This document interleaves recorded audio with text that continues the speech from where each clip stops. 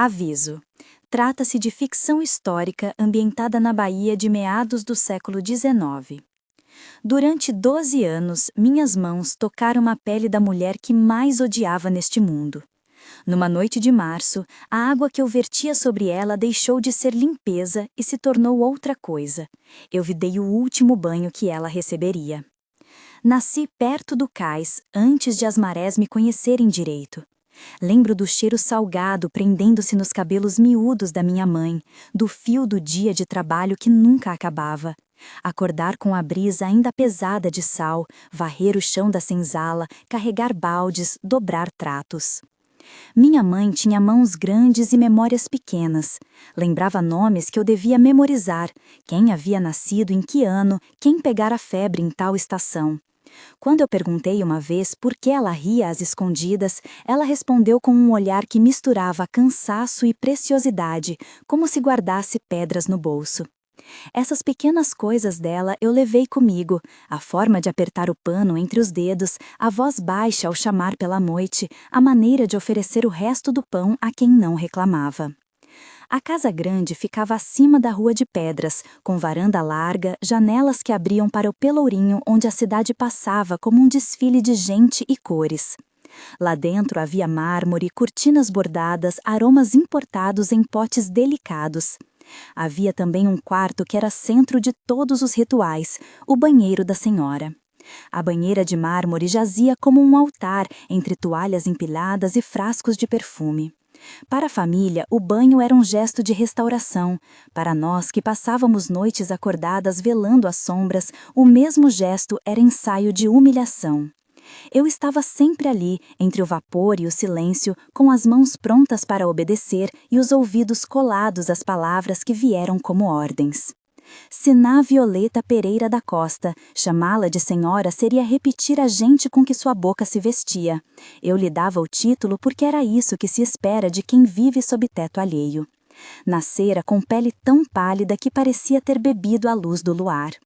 Tinha cabelo penteado com fios que brilhavam como os vasos que guardavam suas águas de cheiro. Violeta gostava de ser admirada pelas amigas em chá e pelos rapazes que vinham em visitas discretas. Gostava de ver seus vestidos reluzirem, os enfeites se assentarem e as mulheres que a rondavam murmurarem elogios como se fossem louros. A senhora possuía o que chamavam de domínio, não só da casa, mas dos corpos que nela habitavam. Meu lugar, desde que lembro de mim, foi aprender o gesto perfeito. Eu sabia polir a prata até que as estrelas de metal se perdessem no meu reflexo. Eu sabia alinhar os botões do vestido como se cada um guardasse uma promessa de silêncio. E sabia, sobretudo, o rito do banho. Era um momento cerimonial, velas acesas, água aquecida ao ponto certo, toalhas dobradas em forma de carinho, essências que desafogavam qualquer cheiro de trabalho. Eu me inclinava sobre a senhora com reverência calculada, os dedos trabalhando como se não tivessem memória própria. Colocava-lhe a toalha nos ombros, abria o xale com delicadeza de quem sempre precisa demonstrar compostura. Enquanto a água caía sobre sua pele, eu tocava o corpo dela como uma releitura daquilo que me fora ensinado. Não era toque de mãe, nem de amante. Era toque de profissional que serve, que modela, que retira a sujeira do mundo com a mesma mão que a impõe. Os insultos que vinham junto ao tratamento não tinham grande cerimônia.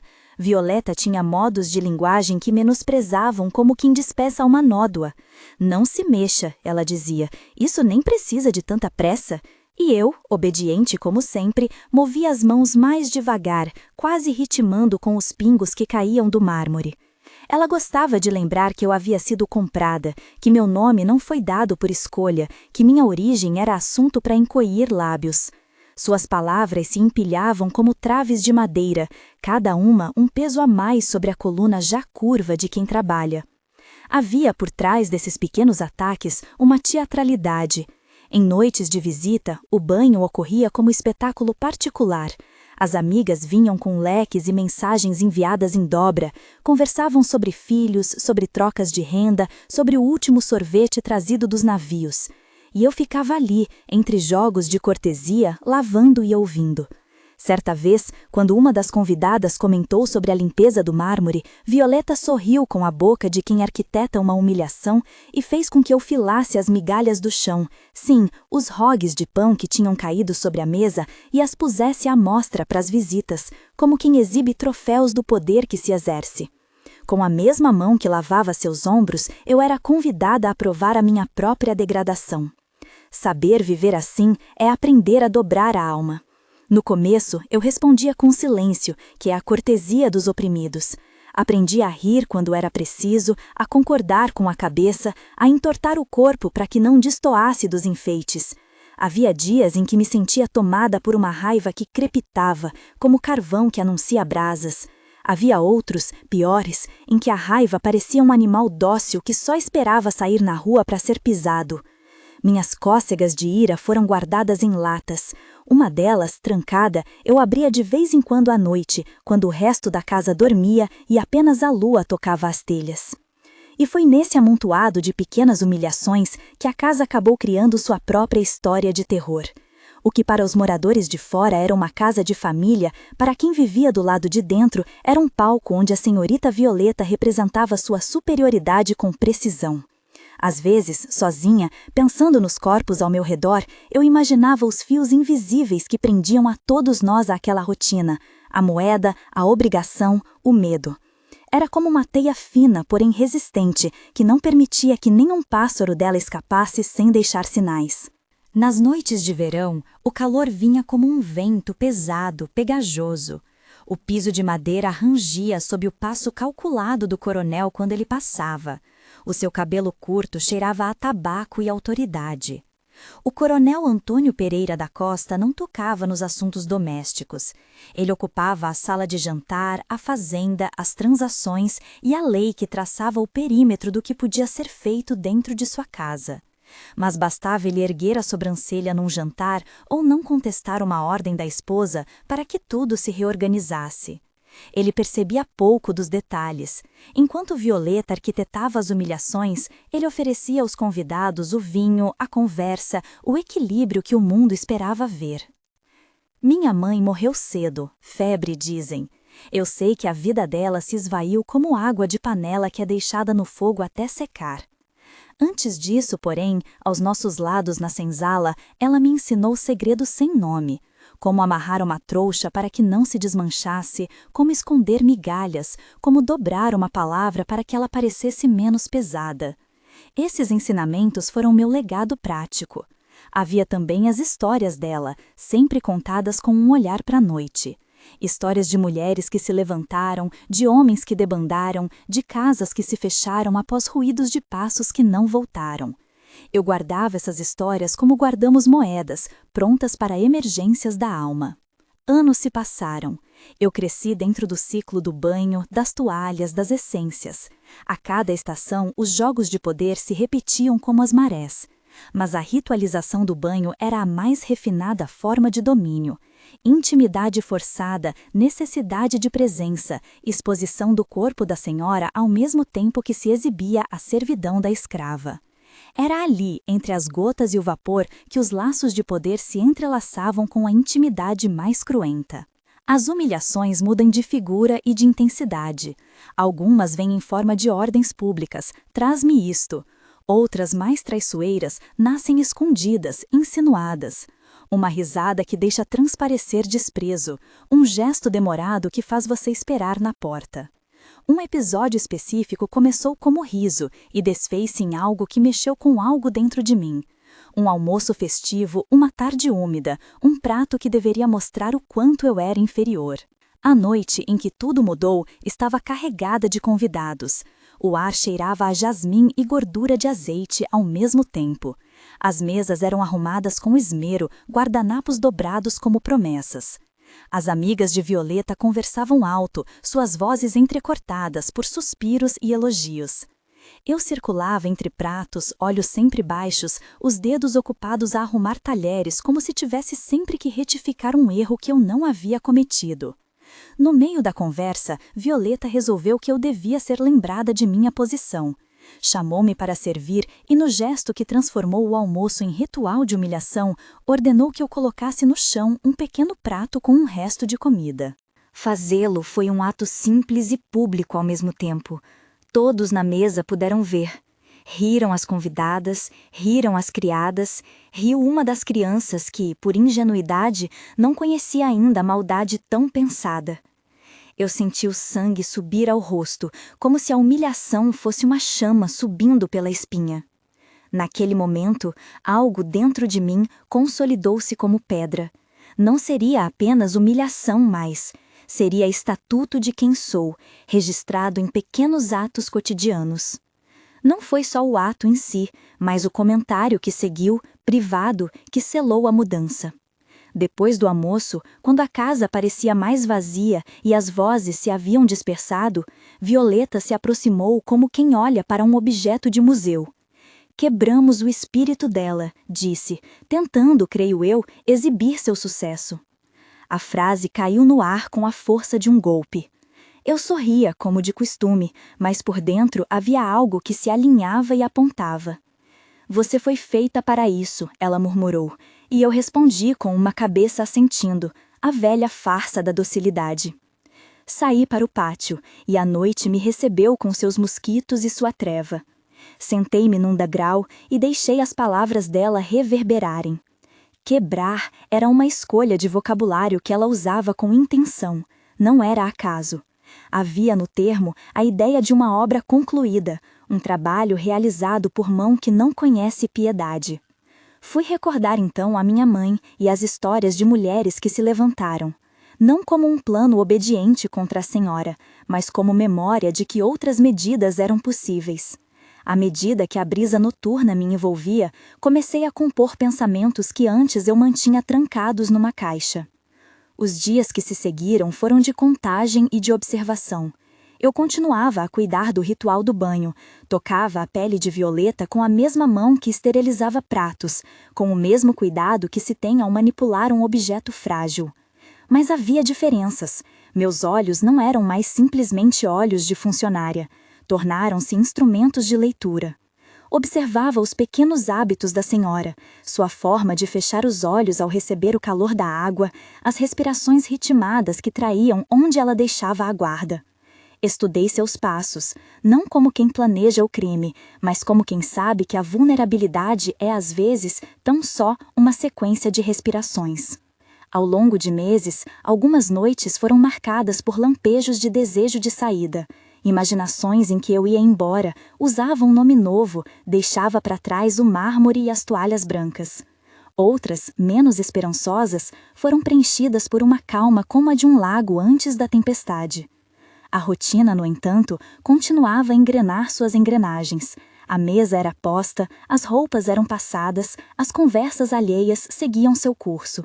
Mas na quietude das madrugadas, eu guardava e alimentava aquilo que havia nascido da maior humilhação.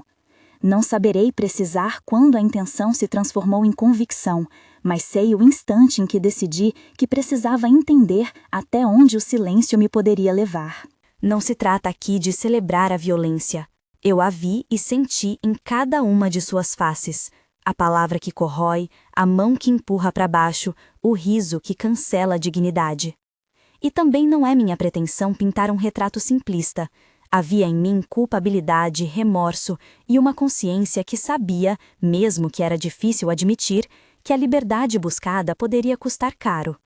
O pensamento de justiça particular não brotou como loucura repentina, foi crescendo, alimentado por anos de invisibilidade e pela certeza de que as palavras dos homens na casa pesavam mais que qualquer verdade de quem limpava as migalhas. As noites seguintes se alinhavam numa cadência de preparo silencioso. Eu treinava a voz para que o seguro não me traísse, treinava as mãos para que continuassem a servir com a habitual destreza. Tudo deveria parecer igual, caso contrário, o sopro que causa o menor arrepio poderia revelar a intenção que me habitava. No trabalho, eu me movia com uma naturalidade ensaiada. Nas horas solitárias, alongava o pensamento pelas frestas das cortinas como se estas fossem mapas. Havia também Benedito, o jovem que trabalhava no estábulo e que, sem o saber, passava a me oferecer pequenos sinais de humanidade. Ele ria fácil e trazia notícias do mundo lá fora, falando em cavalos, em mercadorias, em navios que escureciam o horizonte.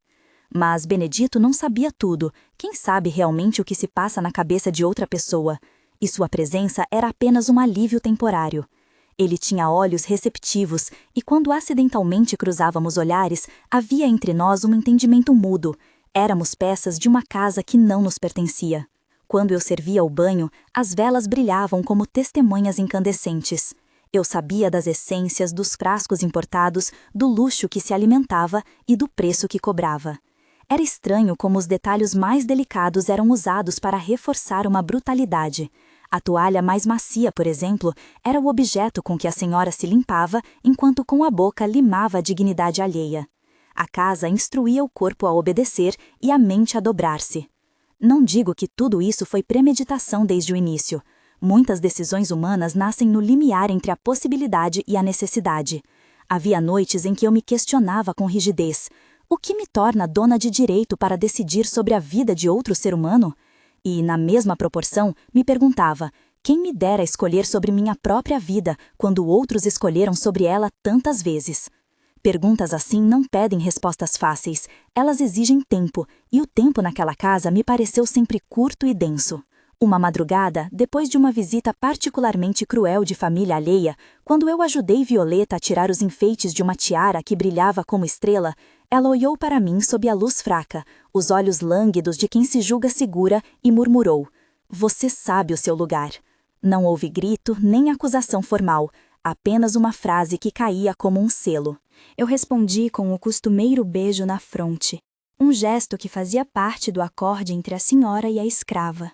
Porém, quando minhas mãos lhe apoiaram a cabeça, senti que o mundo inteiro estava ali, comprimido entre a palma e a testa. A frase "você sabe o seu lugar" fez-se eco, e, daquele eco, nasceu uma ideia que seria, no futuro, tanto peso quanto alívio. Eu soube então que algo dentro de mim havia mudado de estado. A água que eu derramava sobre a pele dela começou a figurar-se em pensamentos que eu nutria às escondidas como a possibilidade de transformar aquele instrumento de subjugação em outra coisa. Não revelarei qual, porque não é preciso. Digo apenas que a imaginação, para quem vive trancafiado em ritual, é chamariz perigoso e necessário. Os velhos da vizinhança já não me olhavam com olhos curiosos. Eles tinham memórias e, às vezes, me entregavam histórias de resistência. A cidade, por sua vez, seguia seu curso, com pregões, com navios, com mudanças que eu só observava pela fresta da varanda. Havia boatos de que a vida em outros lugares, como o rio, possuía margens menos estreitas para gente como nós. Não sei quando o rio passou a representar coisa concreta. Talvez numa carta lida de forma furtiva, talvez numa conversa roubada entre criados num porão. Só sei que esse sentimento de possibilidade ajudou a conservar minha sanidade. Foi depois daquele almoço humilhante que comecei a calibrar pequenos atos de aparente descuido, medindo até onde a aparência do acatar me tornava invisível. Eu precisava que tudo parecesse igual, para que a casa, a cidade, o coronel e os convidados não notassem. A invisibilidade, aprendi, é tanto uma proteção quanto um veneno. Ela te preserva dos olhos, mas também te prende na sombra. Eu navegava essa zona com prudência de marinheiro. A decisão, quando finalmente veio, não se deu como tempestade que desaba de repente. Ela foi o acúmulo de humilhações, dos gestos, das palavras e das pequenas mortes diárias que sofremos. Era uma constatação de que se algo havia de ser mudado, seria no tempo de quem padecia. Os pensamentos foram amadurecendo à maneira de frutas. Primeiro uma semente, depois um broto, por fim algo que pede colheita. E quando a ideia se tornou firme, eu senti um misto de frio e calor dentro do peito. Frio pela gravidade do que significava, calor pela ideia de sair debaixo das ordens. Na minha cabeça, tudo passava por um cuidado extremo em não dar instruções a ninguém. Não há manual nesta narrativa, nem pretensão de ensinar. O que descrevo são sentimentos, a matéria-prima que fez nascer minhas decisões, indignação, fome de justiça, sede por autonomia. Não posso nem quero descrever modos e meios. Posso dizer, porém, que cada passo que dei foi traçado num mapa íntimo, feito de observação, de paciência e de necessidade. E foi assim que a noite que mudaria tudo se aproximou. Eu continuava com a rotina. Polia, amarrava, retirava linhas, mas havia em mim um foco novo, uma atenção aos detalhes que antes passavam desapercebidos. Os movimentos da senhora, os horários do sono, a hora em que ela gostava de tomar seu banho de noite para aliviar o calor, tudo foi anotado não em papel, mas em memória viva. A vela, a banheira de mármore, o aroma dos sais que ela preferia, esses objetos, que antes me pareciam apenas elementos do meu trabalho, tornaram-se cenografia de um momento possível. Na véspera do ato, fiz o que fazia sempre. Organizei as toalhas, preparei as essências, atendi aos caprichos de Violeta com a mesma precisão de sempre. Minha calma exterior servia como cortina para o turbilhão interno. À noite, enquanto a casa se aquietava e o murmúrio de passos no corredor terminou, fui até o pátio e respirei o ar que vinha do mar. Sentei-me num degrau e deixei o pensamento passear entre as memórias da minha mãe e as palavras de Violeta. Não havia glória nessa preparação, apenas a decisão deliberada de alguém cansado de silêncio. A madrugada veio como sempre, com sua capa escura e suas vozes baixas. Eu voltei ao meu lugar perto do mármore, compus as toalhas, enchi as bacias e por um momento deixei que as mãos tremessem. Era a única fraqueza que permiti que me visse. Coloquei a bacia ao lado, movi os frascos de perfume como sempre e aguardei. A casa dormia, só as velas faziam companhia, lançando sombras que pareciam dançar em conivência. Ao me aproximar da senhora naquela noite, senti o velho cheiro dela, um amálgama de pomada, couro e jasmim, e pela primeira vez pude ver nela algo além de vilania. Uma mulher frágil, humana, com respiração que por vezes era curta, talvez herança de noites de ansiedade. Esta visão cruzou meus pensamentos com lembranças de minha mãe, com as janelas abertas para o mar, com as promessas que não são feitas em voz alta. Era confuso, porque a compaixão e a raiva se misturavam em meu peito. Acompanho minha mãe com o mesmo cuidado com que limpo o pó das mobílias, como se ao limpar pudesse também tirar manchas de viver acumuladas em mim. Enquanto a água corria, eu senti o peso das escolhas. Não foi a lâmina de um instante, mas a reunião lenta de anos que me empurrou. E ainda assim senti compaixão, por ela, por mim, por todos os que se enredavam naquilo que a casa chamava a ordem. O corpo dela, sob minhas mãos, que já conheciam cada signo de tensão, moveu-se como sempre. Mas houve uma diferença. Eu piquei a respiração com menos pressa e mais intenção, como quem segura um segredo perto do próprio peito. Foi nesse espaço entre o último banho de rotina e a decisão de mudar tudo que eu parei para pensar nas consequências. Pensei em Benedito, no silêncio do coronel, nas amigas que riam, em cada migalha posta com o mesmo cuidado com que se coloca uma verdade para fora. Pensei também nos passos que me viriam depois, a descoberta, a versão oficial que seria contada, a possibilidade de ser taxada de desquitada da razão. Todas essas coisas passaram pela cabeça como sombras de nuvem. Ao mesmo tempo, surgiu uma certeza tão clara quanto o brilho do mármore. A responsabilidade da minha vida estava finalmente em minhas mãos. Não contarei aqui o que aconteceu a seguir, não porque me falte coragem, mas porque não é preciso narrar o momento em si, com pormenores que possam ser copiados. Há atos cujos contornos são conhecidos apenas por quem os vive. Posso dizer, contudo, que o que se seguiu ao banho daquela noite mudou a casa, o pelourinho e, de certo modo, as histórias que se contariam sobre nós. A água deixou de ser apenas água, passou a carregar algo que ninguém naquela casa se achou preparado para reconhecer. Se essa história está tocando algo em você, se quer ouvir mais relatos que atravessam as sombras do passado e mostram como memórias se convertem em lenda, inscreva-se no canal e acompanhe as outras histórias que contamos sobre a Bahia e seus segredos. Depois daquela noite, a casa, como sempre, retomou sua respiração lenta.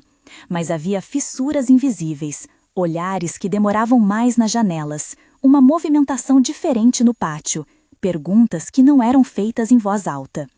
Eu voltei ao meu trabalho com a mesma eficiência de sempre. Minhas mãos não trairiam o que acontecera. Seria mais prudente assim. O lugar que me pertencera por obrigação agora me exigia cautela. Na manhã seguinte, o cenário se estabeleceu como se houvesse a tranquilidade de antes. Mesas arrumadas, o coronel tomando seu café, as criadas passando sem alarde. No entanto, o silêncio tinha o peso de algo que se abriu. Foi Benedito quem no estábulo percebeu primeiro. Alguém viu, sussurrou para mim com olhos arregalados. Ele não sabia ainda o que falar. A cidade, sempre pronta para construir versões, começava a murmurar. O corpo da senhora, mais tarde, seria encontrado. E como acontece nessas casas de poder, a narrativa oficial chamaria aquilo de acidente doméstico. O médico viria, com seu jaleco branco e discurso contido. O padre diria palavras de consolo, e o coronel, com o seu tom grave, faria declarações que pareciam depositar sal sobre feridas.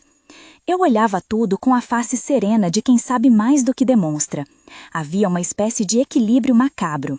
A sociedade era mestre em cobrir o que não queria ver. Era mais cômodo dizer acidente do que admitir que as engrenagens do poder são tão finas que se rompem às vezes. Assim, as versões foram costuradas. Houve choro, houve investigação superficial. Houve olhares que desviaram. Para mim, a calmaria exterior era crucial. Ela permitia que eu me movesse sem ser detectada, que eu continuasse a ser invisível aos olhos que decidem o que é verdade. O coronel, sempre preocupado com a aparência de sua casa, foi rápido nas providências. Havia que se manter a ordem, havia que se reerguer a rotina. Para ele, mais do que outra coisa, era questão de manutenção de reputação. Assim, organizou-se um enterro discreto, visitas controladas, promessas de que nada fora faltoso além do inevitável. As vozes das amigas de Violeta, que antes eram ruidosas, agora retraíam-se em murmúrios que buscavam acomodar um desconforto. Como falar de uma morte que poderia comprometer o brilho de seus próprios lares? Enquanto isso, eu me fiz pequena na casa. Continuei a varrer, a polir, a colocar o bule no fogo. Cada gesto pequeno era uma armadura contra a curiosidade que me poderia trair. Os olhos de Benedito, contudo, encontravam-me com frequência. Nele eu via a pulsão da notícia, a vontade de falar e de ser ouvido. Querem dizer que foi acidente, ele disse uma vez, com as mãos sujas de farelo, e eu apenas assenti. Nossos silêncios eram cordas que apertavam a garganta. Os dias que se seguiram serviram para criar uma narrativa. A polícia, quando chamada, fez o que as autoridades costumam fazer em casos de gente de nossa condição. Verificou, anotou, fez perguntas que tocavam a superfície. O médico atestou o óbito com palavras que pareciam lubrificar os mecanismos que preservavam a honra das famílias. Um acidente doméstico se mostrou o termo mais conveniente. Foi como se a cidade tivesse comprado a versão porque este tipo de história sempre existira e sempre seria aceitável para proteger quem detém poder. Ao mesmo tempo que a casa se ocupava de cobrir as marcas, eu me preparava para partir. Havia decisões a tomar que não se resolviam com briguinhas na cozinha. A cidade oferecia possibilidades e havia, no horizonte, relatos do Rio de Janeiro com uma vida que prometia margem maior para gente como nós. Não era promessa de liberdade plena, claro. A liberdade naquela época, e em minhas palavras, é sempre relativa, uma gradação de menos cativeiro. Mas era a possibilidade de recomeço, e o que eu mais queria naquele momento era a chance de reconstruir aquilo que nascido em mim da humilhação. Ao empacotar o necessário para a viagem, observei as marcas que o tempo deixaram em mim. Rugas precoces no rosto, mãos já calejadas, olhos que aprenderam a ver além dos destaques.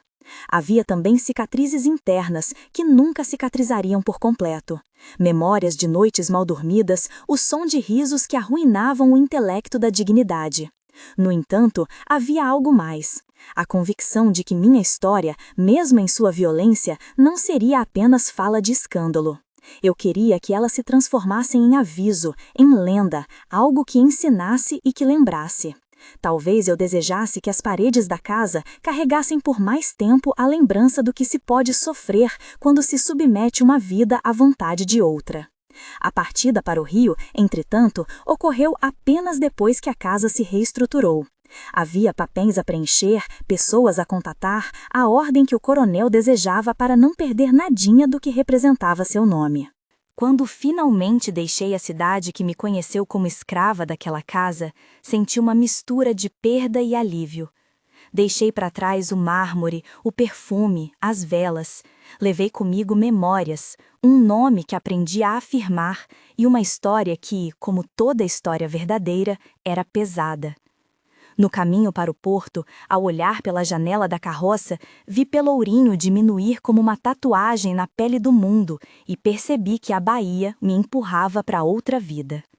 No Rio encontrei trabalho com a família Oliveira, que me tratou com uma dignidade que eu antes não sabia nomear. O país estava em movimento, havia vozes na cidade que falavam de mudanças e, em 1888, de algo que viria a ser chamado Lei Áurea. Mas isso tudo ainda era futuro, o presente era o recomeço. Ali, entre novos rostos e novas rotinas, comecei a reconectar-me com possibilidades, de ensinar crianças, de ouvir histórias de outras vidas que também haviam sido quebradas e coladas de novo. Voltando à Bahia, lembro-me de como meu nome passou a ser sussurrado de forma diversa. Na senzala, entre as crianças que brincavam com cordas, escutava-se às vezes que a velha casa tinha um banheiro que sangrava, uma lenda que circulou como chama. As crianças diziam que, à noite, o mármore brilhava rubro. Os homens da rua juravam ter visto reflexos estranhos no espelho. Não sei bem quando a verdade se transformou em mito ou se foi o contrário. O que sei é que há lugares onde a memória engendra formas para manter viva uma advertência. Não se deve tratar gente como objeto. Hoje, anos depois, minha Ellie mostra os sulcos de uma vida vivida com intensidade. Trabalho, orações de agradecimento e lembrança. No leito de um tempo que me tornou mais frágil, penso nas escolhas e nas suas consequências.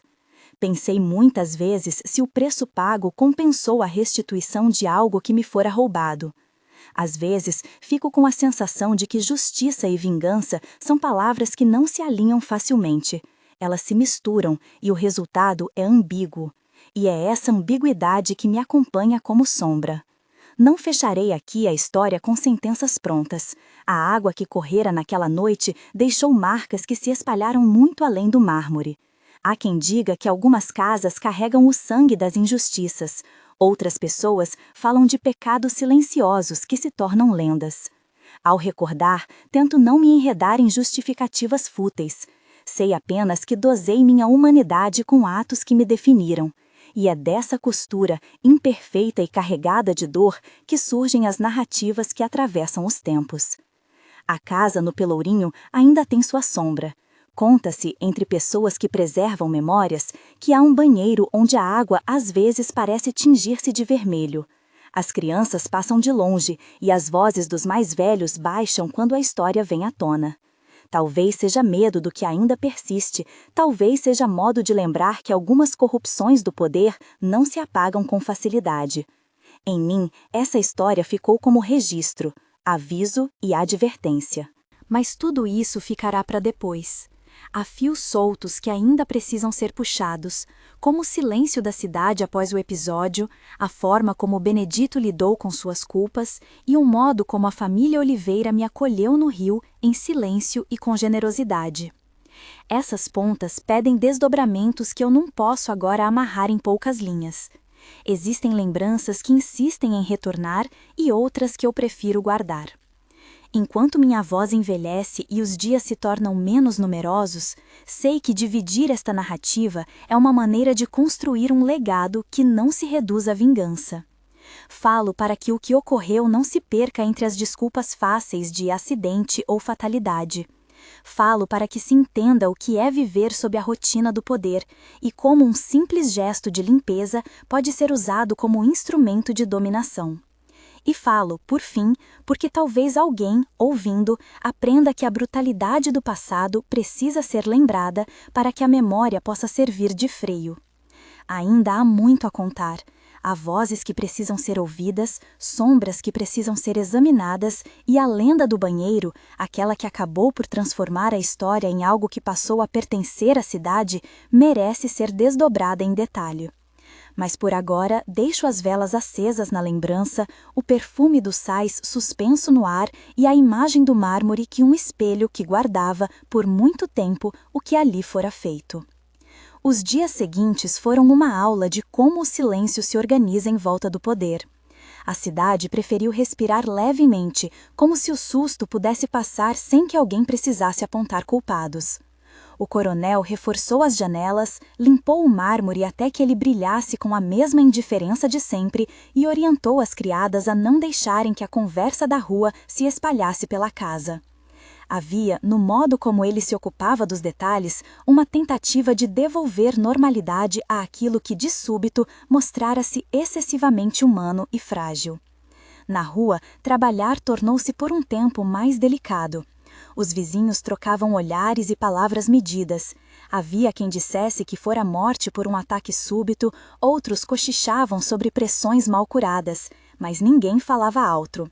A imprensa da cidade de vez em quando cuspia notas pequenas, medianas, que se perdiam entre anúncios de navios e feiras. Para a mulher que fora encontrada no mármore, quase todo o aparato público foi confortável demais. Funerais discretos, elogios que pareciam moldados para enfeitar um tecido que queria esconder manchas. Benedito viveu dias de febre interior. O jovem do estábulo, que vira o furor do movimento e encontrou o corpo, carregou consigo uma culpa que eu não consigo, nem quis, remediar. Ele me buscou com o olhar como se pedisse autorização para sentir medo e, ao mesmo tempo, coragem para dizer a verdade. Em privado, tentou articular o que acontecera. Nas palavras dele, as cenas tremiam. Havia em suas mãos trêmulas a vontade de colocar os fatos no mundo, de dividir o peso. Mas o mundo era duro com confissões que pudessem abalar lares. Benedito percebeu, cedo, que calar era uma moeda que pagava menos do que se quer, mas que custa menos caro do que gritar. Ficou, por algum tempo, como se estivéssemos presos juntos a uma rede que ninguém ousava cortar. O coronel, na sua maneira austera, interveio com frieza calculada. Ele não precisava olhar muito para entender que admitir outra coisa que não acidente poderia significar perda de reputação e, portanto, de poder. Uma família gosta de suas certezas. Assim, a versão oficial foi costurada com cuidado. Água que escorregara por mármore escorregadio, passo mal dado, um infortúnio que golpeara de maneira fatal. O médico assinou papéis, o padre fez seu discurso e a cidade aceitou, por comodidade, o que melhor servia à ordem que desejava manter. Senti o peso dessas decisões como sensação física, um aperto onde antes havia apenas tensão habitual. Havia dias em que me pedava a olhar para as louças, como se cada peça pudesse me contar algo que as palavras se recusavam. Havia noites em que eu me deixava cair num sono raso e logo acordava com o rosto úmido, sem saber se eram lágrimas ou suor. Mas havia também uma determinação prática, seguir vivendo sem que meus passos denunciassem o que guardava. Entendi que, para permanecer livre de suspeitas, eu devia ser a personificação do cotidiano. Varri, lavei, servi café, engomava panos e em cada gesto posicionava a máscara da obediência que sempre me pedira. O tempo, que é o grande costureiro das narrativas, foi me ensinando a alongar o silêncio como quem estica um pano até que pareça liso. Os convidados continuaram a vir por um tempo, depois foram cessando.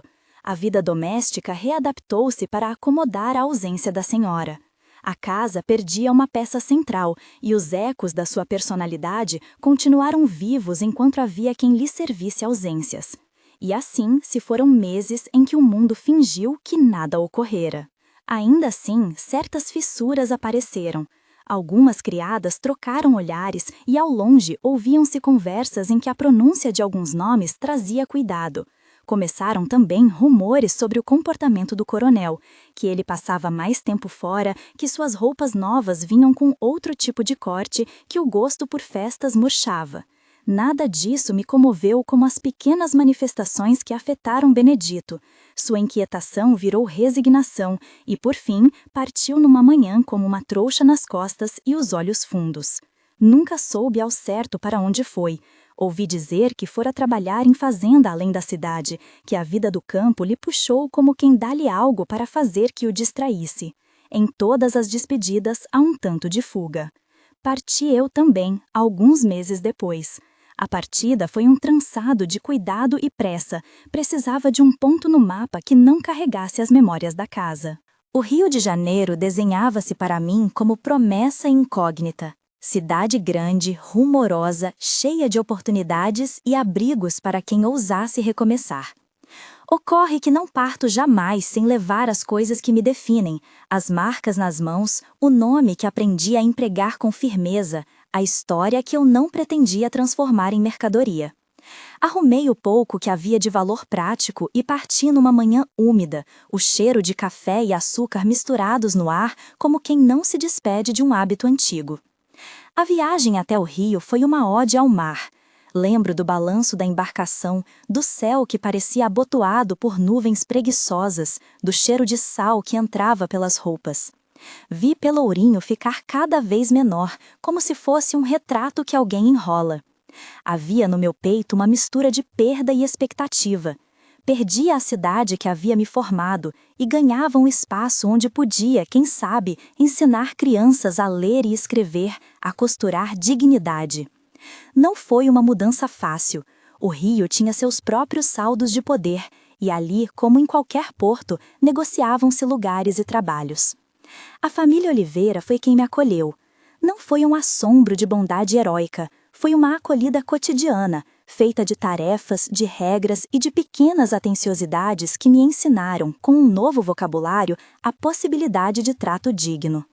Trabalhei com crianças. Tive de aprender a domar vozes, a transformar a disciplina em carinho, a conseguir que meninos e meninas lessem com os olhos curiosos e não apenas cumprissem lição. Ensinar foi uma espécie de catarse. Ensinar era recontar o mundo de modo que ele tivesse, para aqueles pequenos, margens maiores do que as que eu conhecera. Através das letras, contei histórias que não eram as minhas e, de vez em quando, guardei entre dentes alguns fragmentos da verdade para quando fosse preciso lembrar. A cidade no Rio fervilhava de vozes e, aos poucos, encontrei pessoas que também haviam vindo de outros lugares, que carregavam memórias de violência e de luta. Formou-se uma pequena comunidade de libertos e libertas, gente que, como eu, buscava reconstruir vidas na tessitura dos sonhos possíveis. Havia rodas de conversa nas quais se falava de trabalho, de casamento improvisado, de ajuda mútua, e havia quem mantivesse vivos os lamentos das terras deixadas para trás. Nesses círculos, a minha história ganhou forma concentrada. Eu contava, com cuidado, partes do que vira, e o silêncio deles, por vezes, abria-se em compaixão. Contei pouco sobre a noite do mármore. Preferi ensinar que a dignidade se reconstrói com ações diárias, com a escuta, com o aprender a dividir alimentos sem humilhar. Com o tempo e com a persistência de quem não se entrega ao destino imposto, comecei a ganhar algum respeito. As crianças que eu ajudava a ler aprendi a ver crescer. Alguns pais começaram a pedir minhas orientações, a confiar pequenos segredos. Não houve nesse caminho uma sensação de triunfo. Havia sim uma sensação de trabalho que valia a pena porque dava frutos. Em 1888, quando a Lei Áurea foi assinada e a escravidão foi formalmente abolida no Brasil, senti um movimento coletivo, como se um peso antigo tivesse sido, por decreto, declarado ilegítimo. Contudo, foi preciso também perceber que a lei não apagara as raças de humilhação. Muitas senhoras e senhores continuaram com seus hábitos de discriminação. Muitas casas continuaram sendo lugares em que a dignidade era medida em função do capital e do costume. A abolição formal não foi um passe de mágica para as nossas vidas. Foi antes um marco que permitiu organizar esperanças e também deu à comunidade de libertos um fôlego maior para reivindicar espaços. Com meus passos já marcados na cidade, comecei a tomar parte em iniciativas de auxílio aos órfãos e às mulheres desamparadas. Ajudava a arranjar trabalhos, ensinava a costurar e a ler e acolhia aqueles que chegavam com olhos cheios de desalento. A ideia de que a história havia mudado não era um jargão, era trabalho de reconstrução, tarefa cotidiana, vitória em pequenos gestos. À medida que os anos corriam, percebia como as histórias mudam de pólvora em pólvora. A narrativa do banheiro do Pelourinho, por exemplo, foi se transformando. Na Bahia, o nome da casa passou a ser associado a sussurros. Diziam que a banheira às vezes emanava sombras, que o mármore guardava manchas que o polimento não retirava. As pessoas que vinham de longe contavam sobre o banheiro vermelho, e as crianças que cresciam nas ruas batucavam, entre saltos e cordas, o som do mármore tingido. Era curioso observar como a violência que vivera ali fora transmutada em mito. Talvez porque o mito é um modo que as comunidades acham para manter um alerta visível, como se a lenda fosse um espinho plantado no caminho para que ninguém esqueça. Com o tempo, a lenda espalhou-se pelo espaço social. Havia quem afirmasse que à noite se podia ouvir uma água indistinta e que o perfume do frasco que a senhora usara ainda pairava na varanda. Em algumas versões, o banho sangrava literalmente. Noutras, o sangue era simbólico, manchas de memória que a cidade não soube limpar. Eu, que vivi muito daquilo, observava essas versões com cautela. Sabia que a verdade raramente é uma só e que a memória se nutre de necessidade. Às vezes me irritava ouvir exageros, noutras sentia alívio que a história tivesse escapado das paredes para circular livre e servir de aviso. Não posso negar que, ao longo do tempo, carreguei remorso e justificativas. A vida não é um livro com capítulos que se alinham sempre como certo. Havia em mim tensão entre a ideia de que devolvera algo que fora me tirado e a consciência de que a morte de alguém, por mais carregada de culpa, tem consequências que ultrapassam o indivíduo. Em muitas noites, esse embate me acordou e me deixou olhando o teto, contabilizando horas. Às vezes pensei no coronel em sua postura dura e me imaginei apertando sua mão. Noutras, pensei em Violeta como mulher cuja vida também estivera confinada a expectativas mesquinhas. Não é gratificante viver nesse tipo de ambiguidade, mas ela existe e me acompanha. Ao envelhecer, meu corpo começou a falar por si. As mãos, outrora firmes, tornaram-se menos vigorosas. A visão, por vezes, perdia a definição. Ainda assim, o trabalho social que fizera rendia frutos. Havia uma geração de jovens que me reconhecia como velha amiga, alguém que ensinara a escrever o nome e lhes dera folhinhas de esperança. Numa tarde de outono, quando já não tinha pressa para nada, sentei-me numa cadeira na varanda e vi meninos repetirem as letras que eu ensinara. Era um sentimento de recompensa menos glamurosa do que se imagina. Era mais parecido com a sensação de costurar um remendo que, embora discreto, impede que a roupa se rasgue. A velhice trouxe, também, visitas ao meu quarto. Algumas pessoas chegavam para ouvir as memórias, outras para agradecer.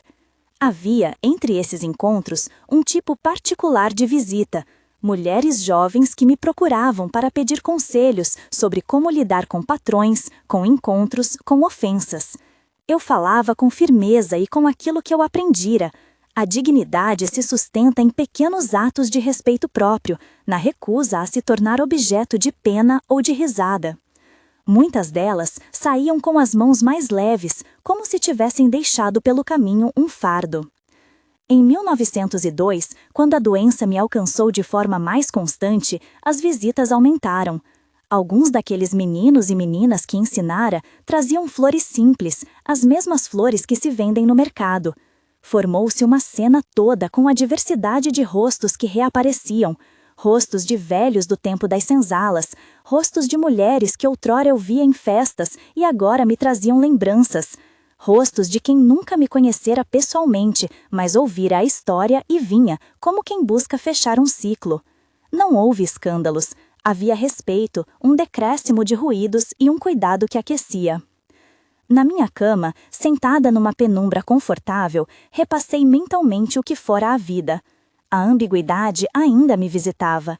Pesava a dúvida: a minha ação trouxera justiça ou era apenas uma resposta a um tempo que não permitia verdade legal? Perguntei a Deus, talvez, mas a resposta que recebi foi mais terrestre. O mundo não se resolve apenas com uma ação isolada, resolve-se com a acumulação de gestos que desafiam a opressão. E a minha vida, no fim das contas, foi uma mistura desses gestos. Quando a febre me tomava, vinham-me memórias do mármore, do perfume, do som da água, tudo misturado numa trama que não se desfazia. Lembrei de minha mãe, de Benedito, do coronel e da casa que me formara. Pensei também nos filhos que eu cuidara, nos rostos que se abriram para aprender a ler, nas mãos delas que agora escreviam cartas. Há um conforto em ver o que se plantou frutificando, mesmo que os frutos sejam pequenos. Antes de fechar meus olhos pela última vez, chamei a família que me cercava. Não a de sangue, que pouca houvera, mas a de escolhas, jovens que eu ensinara, vizinhos que cuidaram, a família Oliveira que me recebera como alguém que merecia a mesa posta com igualdade. Pedi-lhes que não transformassem a história em farsa heróica nem em título pomposo. Queria que ela servisse como aviso e como registro. Disse-lhes que a memória deve ser guardada, mas com verdade. Não quis, naquele último ar, nem absolvição nem demonização. Quis apenas que se lembrassem da complexidade. Meu corpo foi se aquietando gradualmente. Ao redor, alguns choraram, outros permaneciam em silêncio respeitoso. A cidade do Rio, que havia me acolhido, espalhou notícias discretas. Chegaram cartas da Bahia, pessoas que ninguém esperava ouvir tocaram o ombro de quem ficou para dizer obrigado. E assim, numa manhã de sol brando, deixei que o corpo cedesse em seus últimos movimentos. Morri com a sensação de que havia feito o que achara possível para transformar em dignidade aquilo que outros quiseram que fosse dó. Depois da minha morte, a lenda ganhou novos capítulos. Havia quem dissesse que a velha que eu fora tinha devolvido uma lição tão forte que a casa nunca mais foi a mesma. Contavam que o mármore guardava uma mancha que o polimento não levava, que o banheiro às vezes exalava perfumes que ninguém usava mais. Em outros relatos, diziam que a água corria rouca e que quando passavam perto da casa, as pessoas sentiam um frio de aviso. A cidade alimentou essas histórias com o tempo, e os moradores as incluíram nas explicações de por que certas casas sustentam uma memória que pode ensinar amor e medo ao mesmo tempo. Hoje, se alguém pergunta se a minha ação mudou a história, eu diria que depende do que entende por mudança. Mudou a história no sentido de que um nome foi alterado, que uma casa ganhou lenda, que algumas pessoas passaram a falar de humilhação como tema publicamente. Mudou, sobretudo, a vida daqueles que depois encontraram coragem para resistir de modos menos sangrentos e mais contínuos. A verdadeira transformação, creio, não nasce de um único gesto isolado, nasce da acumulação de vozes que se recusam à invisibilidade. O banho que eu dei, aquele que alguns lembram como banheira vermelha, tornou-se no imaginário um símbolo duro, de que a escravidão produz horror e que o horror por vezes desperta a necessidade de resposta. Não quero que se me veja como santificada ou demonizada. Sou um pedaço da história, com rachaduras e remendos. Fui mãe de escolhas, guardiã de verdades e, acima de tudo, uma mulher que viveu num tempo em que poucas opções eram dadas àquelas que tinham pele escura e mãos acostumadas a trabalhos que ninguém via. Meu legado, se assim se pode chamar, é procurar fazer com que as memórias sirvam de freio e de alerta para que outras mãos não sejam compelidas a atos que corroem a humanidade. A casa no Pelourinho continua por lá, dizem. Algumas novas famílias passaram por ela, outras fecharam as portas. Mas, em cantos de rua e em rodas de mulheres, a história persiste. Eles contam sobre o banho na Bahia que mudou a história em 1856 como quem invoca uma advertência. Cuidado com a frieza que tratam do outro. Cuidado com a naturalização da humilhação. A história mantém a memória viva para que, quem sabe, futuros senhores aprendam a não usar o corpo de outros como palco de exibições e que, quando o poder esbarra na dignidade, algo, seja lei, seja voz, seja comunidade, se levante em resposta. Se você ouviu esta história e sentiu algo despertar em você, seja raiva, compaixão, dúvida, convido-o a partilhar nos comentários como a memória de violências passadas interfere em nossas ações hoje. Conte também se conhece outras histórias parecidas. A memória coletiva precisa ser nutrida para que o aviso não se perca. Obrigada por ouvir.